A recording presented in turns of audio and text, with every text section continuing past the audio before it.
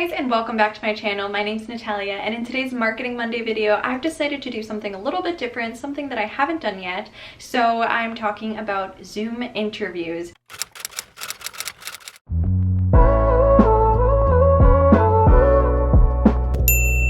I have been talking about interviews in my past videos and how to prepare for them, what to do when you're in them, but in today's video it's going to be more about the aesthetics and the looks and how to nail your Zoom interviews while making a great first impression on the camera.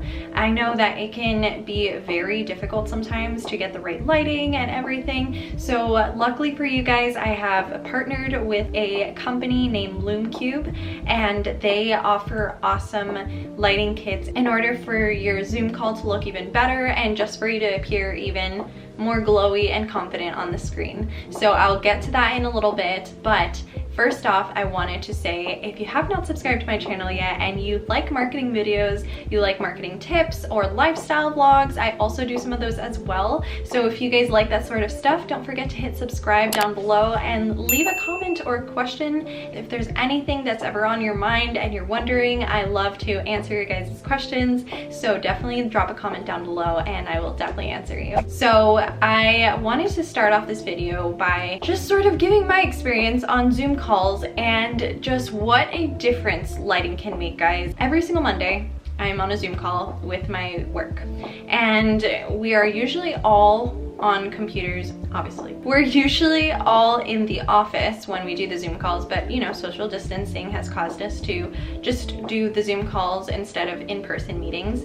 But one thing that I have noticed is these tips that I'm sharing with you guys, my coworkers always comment on, like, oh my gosh, your appearance on Zoom looks so good, how do you do it?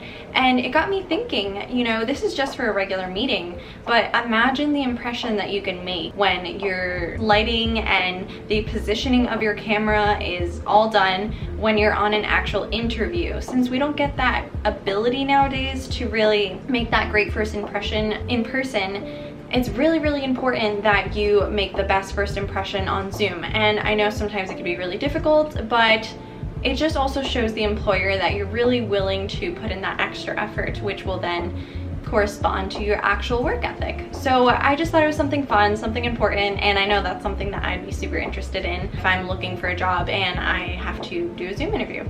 So let's jump into these tips and get started. All right, so tip number one, this one is pretty important, and it's not so much about the looks of you on your camera, but more so on your username. Guys, if you use Zoom for more things than just interviews and business calls, then you definitely want to make sure that when you log on to Zoom for your interview, that it is not either an inappropriate username. Like, let's say you guys were planning a fun family Zoom get together and you changed your name to a silly name, or maybe with your friends and you changed it to a silly name. Well, just make sure that your silly name is not your name when you're on Zoom, because that could be not the best. You know, if you're jumping on Zoom and you're like, I love big booties, that's probably not the first impression you would like to send to them. So I'm sure it's a great fun fact for them, but not something they'd really like to see.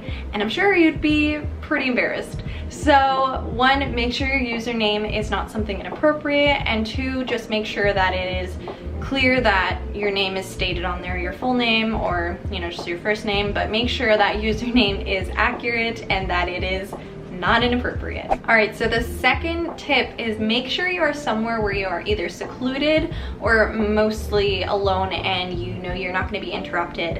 And I know sometimes you have to just make with what you have, and it can be really difficult. I know in some of my scenarios I've had to jump in during a lunch break and be like, hey, I cannot drive home right now or be anywhere because everywhere is closed. Like all the cafes, Starbucks and stuff that have Wi-Fi are closed and I can't go home, so is it okay if I do it from my car?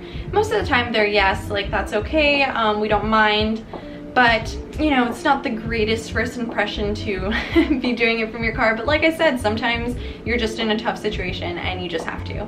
But in the cases where you are able to do it from your home, make sure that your door is closed to the room that you're in, whether it be your living room, your bedroom. I like to do it in my bedroom because I have my desk over here and my work from home space area over here. So I just feel like it's most handy to do it in my bedroom. But if you feel like there's a better place in your house that has a better backdrop and you just feel more confident in that area with knowing that you're not going to be interrupted by either your kids or your spouse or something, then definitely make sure you're in that room. That's just a big one, guys. Just make sure your door's closed, your pets aren't bothering you. Make sure your pets are out of the room when you're doing these Zoom interviews, because you don't want like your cat jumping onto your lap if you're in the middle of answering a question. Definitely make sure those distractions are out of your way.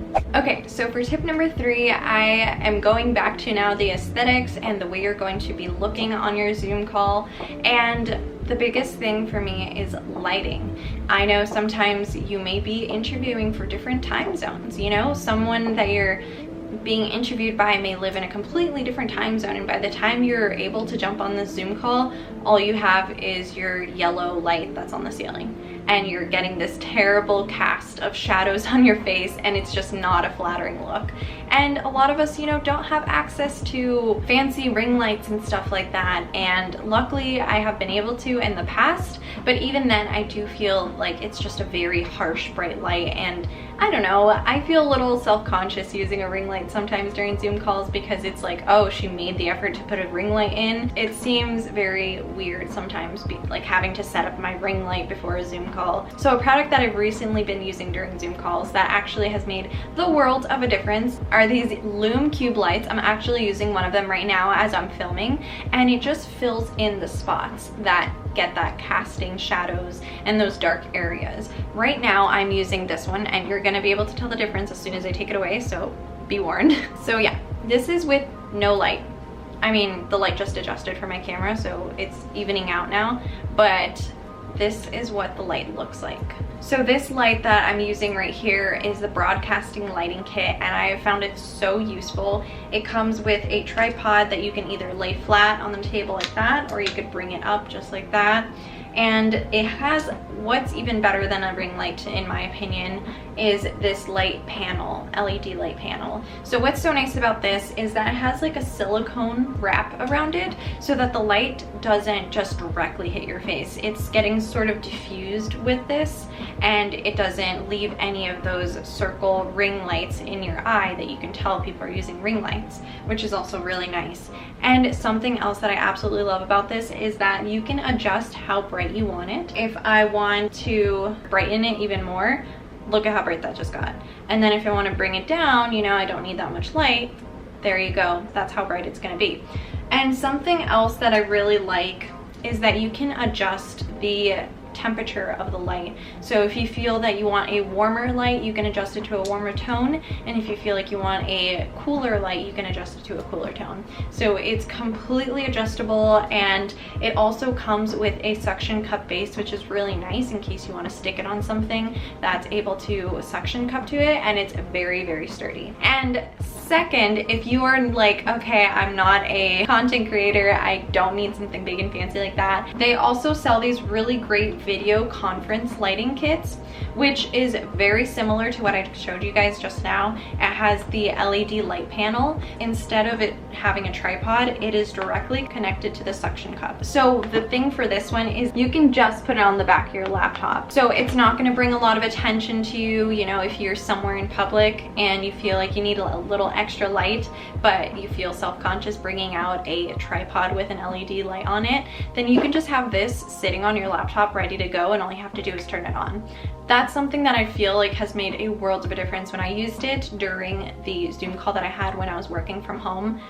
I was told from multiple coworkers that I looked like I was actually glowing. They were like, why is your lighting so good? And I was just like, gotta share my secrets now, gotta show everyone how to get this lighting on Zoom. Also, LumeCube has given me a promo code for you guys to use and get 10% off. So my code is Natalia10, and I will leave it in the description box down below. So in case you guys are interested in purchasing this light, don't forget to use the code down there to save you some money. And if you guys are going to purchase from LumeCube, don't forget to use the link that I have in my description box. I do get a small portion of the purchase, so that just really helps me, but please feel no pressure to use that. That's just something that would also help me in case you guys wanted to support me even further. So I would really appreciate that. All right, so for tip number 4, it is to prop your camera eye level. So what I've noticed a lot in the Zoom call meetings that I've been in is that people don't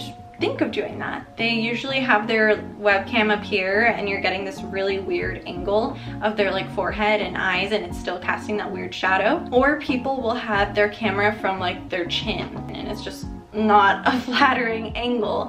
So something that I've always been very vigilant to do is to keep my camera at eye level, and I have used the weirdest props in order to do that. I have used like a candle holder. I have used my makeup basket in order to keep my laptop at eye level. So I'm not giving you guys like any sort of suggestion for any fancy contraption that you should get in order to keep your eyes at eye level, but just do with what you have and create something so that it is at that eye level, because it looks so much better when you're here as opposed to seeing someone's chin or straight on forehead and hair. So that's definitely something that I would recommend doing, is getting that camera at eye level. All right guys, so for my last and final tip, it is not so much on Zoom appearance, but this is very handy and I've learned from personal experience to always do this, is have written notes on hand. I know if you're thinking Zoom, and especially if you're doing it on your laptop, you're gonna try to get your notes on the laptop and try to use the notes that you have on there in case you know you have questions and stuff. Well, I don't recommend that whatsoever, because I've tried doing that and it's just very embarrassing when they ask you a question when you could just sort of look down at your notes and have it right there, as opposed to having to switch through different windows and then God forbid you close out of that window and lose the notes that you have. It is just so stressful, and trust me, during Zoom interviews you do not need any added stress. All right, so that was my 5 tips on how to improve your Zoom call interviews. Let me know if you guys used any of these tips during your next Zoom meeting, or if you have any suggestions that I didn't mention. And I really appreciate hearing feedback from you guys. You know, any questions, or if you just want to say hi, go ahead and drop a comment down below. And once again, don't forget to use that promo code if you guys do purchase from LumeCube. They're an awesome company and I can genuinely say I do love their products. So don't forget to use that and save some money. So if you guys like this video, don't forget to give me a thumbs up, and don't forget to subscribe if you like this sort of stuff. I produce marketing videos every Monday, or at least I try to. Some Mondays I do get a little busy and I don't have time to post, but that is all the more reason to turn on those post notifications and get notified every time I post. So I will see you guys next Monday, and I hope you guys have a great week. Bye guys.